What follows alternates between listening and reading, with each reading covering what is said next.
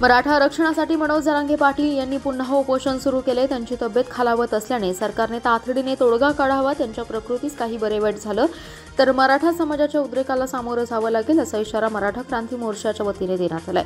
आज सायंकाळी मराठा क्रांती मोर्चा सांगली जिल्हा यांच्या वतीने मनोज जरांगे पाटील यांच्या उपोषणास पाठिंबा देण्यासाठी बैठक आयोजित करण्यात आली होती। या बैठकीत समाजाच्या वतीने कोणकोणती आंदोलने करावी यावर सविस्तर चर्चा झाली। त्यानुसार मनोज जरांगे पाटील जे आदेश देतील ते पाळण्याचा सर्वानुमते निर्णय घेण्यात आला।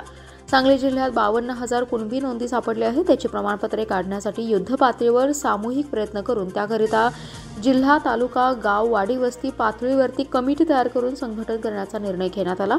वेळोवेळी जिल्हाधिकारी, प्रांत तहसीलदार कार्यालय यांच्याकडून सर्व कुणबी नोंदी सुलभरित्या मिळण्याकरिता अधिकचे काम करण्याचे ठरले। दरम्यान संघर्ष योद्धा मनोज जरांगे पाटील यांची प्रकृती दिवसेंदिवस खालावत आहे। त्यांची गंभीर दखल घेऊन शासनाने त्वरित तोडगा काढावा, नाहीतर शासनाला मराठा समाजाच्या उद्रेकाच्या रूपाला सामोरं जावं लागेल। ते शासनाला कदापिही परवडणार नाही, याची देखील शासनाने गंभीर दखल घ्यावी, असा इशारा देण्यात आला आहे।